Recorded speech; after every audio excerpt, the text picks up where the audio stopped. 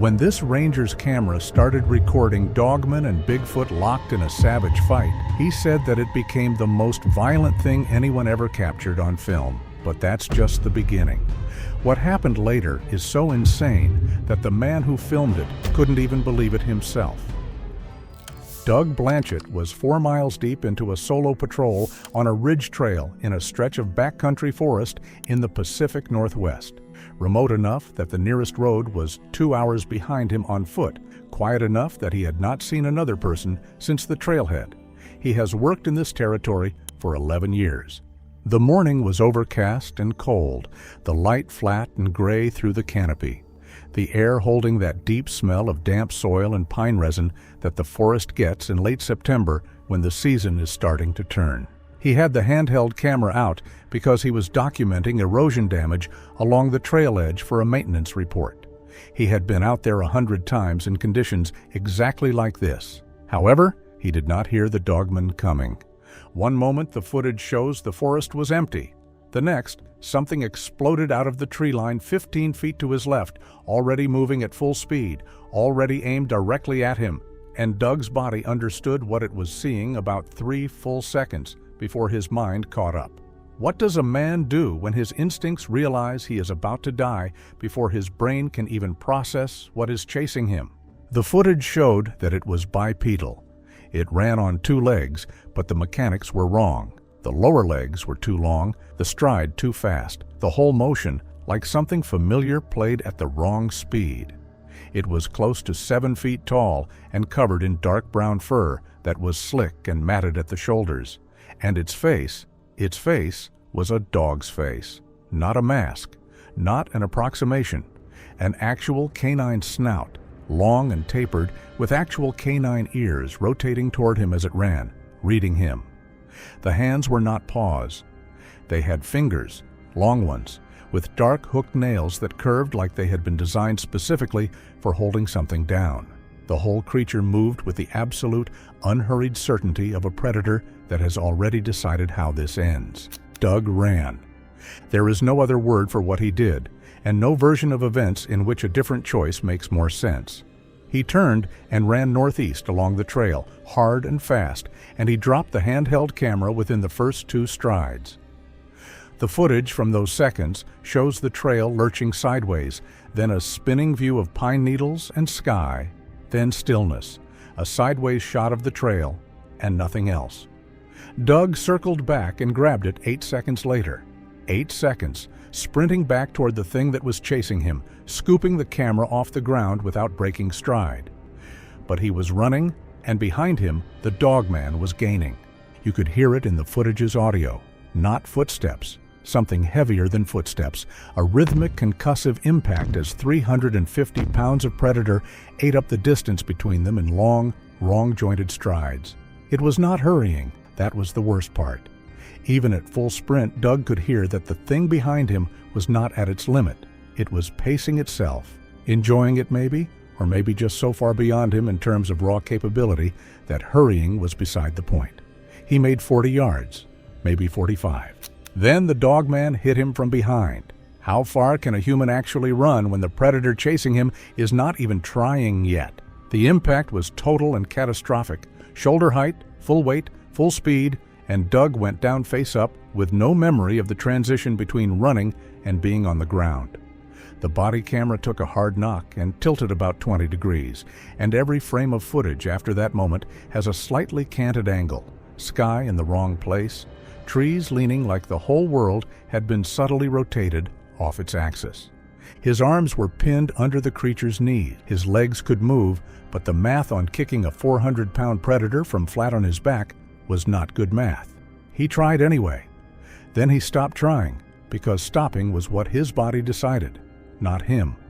His body ran the numbers faster than his brain and came back with the only answer that made sense, which was that this was over and struggling was just going to make whatever came next worse. What does a man do when every survival instinct suddenly tells him that fighting will only make his death slower? He went still.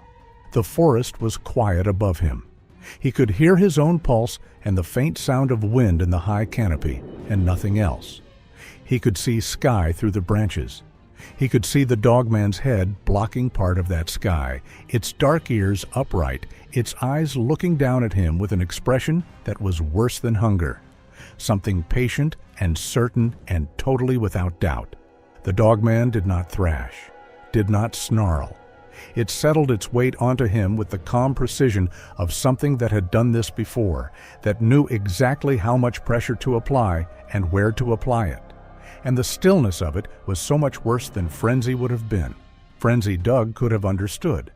Frenzy meant panic, meant mistakes, meant the possibility that something would go wrong for the thing on top of him. This was not frenzy. This was control. How do you escape something that is not making mistakes? The dogman lowered its head, slowly. People always flinch when Doug describes the slowness, because they expect fast. They expect the snap and the darkness and the merciful brevity of something violent. But it wasn't fast. The head came down in a long, deliberate arc, and the jaws opened, and the snout was longer up close than distance had suggested, and the teeth were very white and very large, and Doug could feel the warmth radiating off the inside of the mouth before it even touched him, like standing too close to something that was burning. Then the jaws closed around his skull. The upper jaw pressed across his forehead, and the lower jaw settled under his chin, and he could feel the points of every tooth finding their place against his skin with a horrible, intimate delicacy. The warmth surrounded his entire head. Every muscle in his body let go at once. He lay there in the dark inside those jaws, and he waited. And the waiting was its own kind of horror, a suspended moment that seemed to stretch and stretch without ever arriving at the end of itself, and he thought with terrible clarity, "This is it. How long can a moment last when you are waiting for something to crush your skull?" Then in the camera, you could hear something hit the ground hard enough that Doug felt it through his spine. It came up through the earth and into his back like a shockwave. Not a sound first, but a physical event, a deep concussive pulse that traveled through solid rock and soil and arrived in his chest like a fist. Then the sound followed, a massive low boom, and then another, slow and rhythmic and absolute. Something enormous was beating a tree against the earth somewhere to the northwest, and whatever it was not small, and it was getting closer, and the dogman above him had gone completely, suddenly, terribly still. The dogman held its position. Doug could feel it inhale, one long, controlled pull of air through the nose, tasting what was coming. And somewhere above him, its ears shifted, rotating toward the sound, the way a radar dish rotates toward a signal. The whole creature seemed to recalibrate, the weight on Doug's arms changing slightly as it straightened, attention moving away from him and toward something else entirely. What kind of presence can make a predator forget the prey already trapped beneath it? Then the jaws opened, and Doug could breathe again. He lay on the ground and stared up at the canopy while the dogman stood over him, and the forest beyond the tree line kept shaking with those slow, massive impacts, and he turned his head. At the edge of the camera's frame, Bigfoot was seen stepping through a gap between two old-growth firs at the edge of the clearing, and Doug's first thought, the thought that hit him before any rational response could form, was that his sense of scale was simply broken, that what he was seeing could not occupy the space it appeared to occupy, that the world did not make things this large, that walked upright and breathed and had eyes that moved. If the creature that just tried to kill you is afraid of something else, how big must that something be? 9.5 feet? Maybe more. The shoulders were wider than Doug's full arm span, the arms themselves hanging with the knuckles at mid-thigh, even fully upright, and the fur was almost black, dense and heavy-looking, matted in thick ridges across the back and shoulders like armor that had grown there over decades. Every step it took landed with a weight that the ground registered, not shaking the earth, not theatrically, but registering a subtle compression, a slight give, because the weight behind each footfall was simply that significant. Each exhale came out as vapor in the cold air. It smelled of deep forest and something older and stranger, something that had no category in any system of classification Doug had ever learned. It moved without urgency, without hesitation, without any suggestion that the distance between itself and whatever it had come here for was anything other than already settled. It was the most terrifying thing Doug had ever seen, and it was not even looking at him. It was not looking at Doug. He was lying directly between it and the Dogman, and Bigfoot looked straight through him, not around him, through him, the way someone looks through a chair that happens to be in the way. Its eyes were set deep under a heavy shelf of brow, dark and calm and absolutely fixed on the Dogman, and whatever was happening behind those eyes, Doug was not part of it. And in the footage, the Dogman howled. It was the first sound it had made, and it split the air like something breaking, a shriek with a growl underneath it, two frequencies layered in the same throat, building over 2 seconds to a pitch that made the air feel wrong and then cutting off like a switch had been thrown. It was a challenge. There was no other word for the sound, no other possible interpretation. The Dogman was claiming the space, declaring itself, daring the thing at the tree line to take another step. If the Dogman is challenging it instead of running, just how dangerous must the thing at the tree line actually be? Bigfoot's answer was to pick up a rock. The camera showed it moved to the edge of the clearing where a boulder had fractured and left a loose chunk of pale gray granite, grabbed the piece one-handed, 80 or 90 pounds of rock, one-handed, and threw it in a flat spinning arc like a discus. The rock crossed the clearing so fast that the camera barely tracked it. It caught the Dogman across the ribs with a crack that echoed off every ridge wall in earshot and sent it skidding sideways across 6 feet of trail before it stopped against the base of a pine tree. Then the Dogman got up. The way it got up was the first thing that told Doug tonight was not going to end cleanly. In the footage, you could see it rose with a controlled shake, favoring the right side where the rock had hit, and its ears were forward, and its eyes were bright, and the sound that came out of it now was lower and steadier, not a challenge anymore, but something older and more patient, a deep continuous growl that Doug felt in his back teeth. Bigfoot moved. The Dogman launched itself straight at Sasquatch, ducked under the arm that swung for it, and opened Bigfoot's forearm with a full raking swipe on the way past. If something that fast can get inside the reach of arms that large, how long before one of those attacks lands somewhere fatal? Dark blood ran down the arm. Bigfoot looked at the wound. Not in pain. The expression, if it could be called that, was not pain. It was something closer to confirmation, like an answer to a question that had already been asked. The fight moved into the trees, and Doug followed. He knew how it looked. He knew the rational thing was to run in the other direction and not stop until he hit pavement. But he had a camera still rolling, and he had just watched things that no one in the history of documented human experience had ever filmed, and the part of him that was a ranger, or maybe just the part of him that was deeply, stubbornly human, could not let it go. He followed. He kept as much distance as the terrain allowed. The terrain did not allow much. How close can a human safely get to a fight between creatures that large before he becomes part of it? The forest on that stretch of ridge is old and dense and broken, ravines cutting down toward the drainage, deadfall stacked in chest-high tangles, sight lines that open up for 20 feet and then close again. The Dogman used all of it. It was never where Bigfoot expected it to be, circling through the shadows, feinting from one direction and coming from another, using its speed to stay just out of range of those enormous arms. It moved like it was made of decisions rather than muscle, every step a calculation, every retreat an invitation, drawing Bigfoot's weight and momentum in one direction, and then being somewhere else entirely by the time they arrived. Bigfoot's approach was different and brutal. It moved through the forest the way a flood moves through a canyon. It did not dodge the terrain, it removed it. Doug watched Bigfoot uproot a Douglas fir.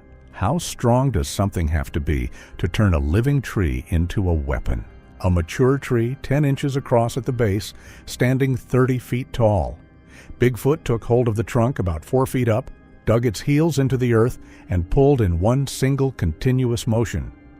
The root system tore free with a sound like the forest itself, tearing, a long, ripping groan of earth and rock and shredded root, and the whole tree came up, trailing clods of dark soil, and Bigfoot swung it. The root end was the heavy end. It connected with the Dogman's flank and sent it cartwheeling into the far wall of a ravine with an impact that rattled Doug's camera from 40 feet away. Bark and rock and chunks of earth rained down for 3 full seconds afterward. Then the Dogman climbed out of the ravine. How many times can something take punishment like that and still keep coming? It came up the wall fast and wrong, dropping to all fours for those few seconds in a way it hadn't moved before. And seeing it that way, lower, faster, more animal, was somehow worse than seeing it upright had been. It hit the rim and went straight over the top and onto Bigfoot's back in one unbroken motion, claws finding the fur and the flesh beneath, working toward the neck. The footage showed Bigfoot reaching back and couldn't get purchase. So it chose a different approach. It found the nearest large tree and walked backward into it at full speed. The impact was enormous. Birds left the canopy in every direction. Bark exploded off the trunk in chunks the size of dinner plates. Doug said he felt the concussion in his sternum from 40 feet back. The Dogman dropped, hit the ground wrong, one leg folding under it, and still got up. The footage showed the terrain kept narrowing, the ridge on one side and the ravine on the other, and Doug was being pushed closer to both of them whether he wanted to be or not. At one point, he was 30 feet from Bigfoot. He could smell it, a deep animal musk, wet fur and exertion, and something older underneath, something that had no name in any category of experience he had. And it did not look at him once. He was no longer the target. He had never been more grateful for that in his life. The fight found its rhythm. The footage showed Bigfoot throwing rocks and trees, the Dogman reading the windups and sliding around them, each exchange leaving damage on both sides. The Dogman feinted and feinted until it found an opening, then came inside Bigfoot's reach and raked 4 claws across Sasquatch's face, forehead to chin, straight through, and the blood that followed was immediate and dark and ran into Bigfoot's eyes like paint. What happens when something that powerful is suddenly blinded by its own blood? In the audio of the footage, the sound that came out of Bigfoot then was not a roar. Or it was a roar, but calling it that the way you would call thunder a sound was technically accurate and completely insufficient. It was low and sustained, and it came from a chest cavity the size of a storage trunk, and it filled the forest the way a physical pressure fills a space, pressing outward against every surface, every tree, every stone, and for 3 full seconds after it ended, the forest was completely, absolutely silent. No wind, no birds, and no creek. Just that resonance fading through the trees and the blood on Bigfoot's face and the Dogman still circling in the sudden absence of all other sound, and Doug standing 30 feet away, not breathing, not moving, feeling in some animal part of his brain that the sound he had just heard was a boundary marker, a declaration that this place, this moment, this outcome had already been decided, and everything still happening was just the world catching up. Both of them were damaged, but both of them were still moving. And somewhere above them, the sound of falling water kept growing louder as the ridge rose toward whatever was waiting at the top. The forest broke open without warning, and the sound hit him before the sight did. A deep, constant roar that rose up through the trees and swallowed everything else as the ridge crested. What happens when 2 monsters run out of forest and reach open ground? The footage showed that one step, Doug was in trees, and the next, he was standing on open rock, a wide stone shelf jutting out from the ridge into open air, 40 feet above a churning pool fed by a waterfall that came down hard through a notch in the rock above. The falls were loud enough that all other sound was simply gone, swallowed completely, replaced by that single, overwhelming roar. Mist hung over everything in a permanent white cloud. The rock underfoot was the dark red-brown of old iron and covered in a thin, treacherous skin of moisture that made every step feel like a negotiation with gravity. Doug moved carefully toward a boulder outcrop about 20 feet back from the edge and pressed himself against it. The stone was cold and slick against his back. Somewhere in the mist ahead of him, 2 things that should not exist were about to finish what they had started. The Dogman was running out of body. If a predator built for speed is starting to fail physically, what kind of desperate decision comes next? It was obvious now. The way it held its right side, the shallow care in its breathing, the slight drag in the leg that had been crushed between Bigfoot's back and the tree. The speed was still there in bursts, but it cost something each time, and the intervals between those bursts were getting longer. It had backed itself toward the edge of the falls, putting 40 feet of empty air at its back, and it stood there in the spray and the gray light with its ears up and its eyes burning, and it looked not beaten. Something harder than beaten. Something that had made a choice and was done reconsidering it. Doug filmed it from behind the boulder and understood, with a clarity that felt almost like grief, that it was not going to stop. That there was no version of this where it stopped. Whatever the Dogman was, it was not built for stopping, and it would go over that edge still fighting, still biting, still refusing, because that was the only mode it had. It charged. When a wounded predator makes one final charge, is it trying to win or simply trying to take something with it? No wind-up and no hesitation. In the footage, you just see an explosion of movement off the whetstone. 3 strides, low and fast, and Bigfoot could only partly step aside. The Dogman hit at shoulder height, and the impact twisted them both, a gash opening across Sasquatch's shoulder that ran deep, and for one awful moment, they were both moving toward the edge. Then Bigfoot's hand found the Dogman's scruff, the dense fur at the back of the neck, and held. They grappled in the mist at the edge of the waterfall. The camera footage from those 30 seconds is mostly white, shapes moving through spray, the sound of impact and falls, and something that could be growling or could be the water, impossible to separate. Doug said that he was not breathing.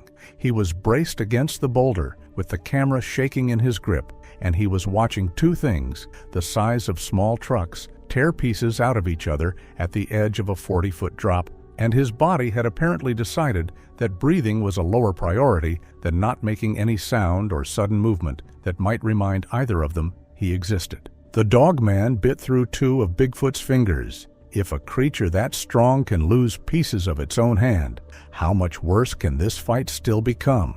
Doug saw it happen and recorded it, and still could not fully believe it. It got the ring and middle fingers of the left hand and twisted, and the last joint of each came away, and Bigfoot pulled back hard, but the damage was done. Blood running off the edge of the shelf in thin red lines, falling 40 feet through the mist and into the churning water below. The Dogman scrambled backward on the wet granite, trying to reload for another charge, claws scratching uselessly at the slick surface. Nothing caught, nothing held.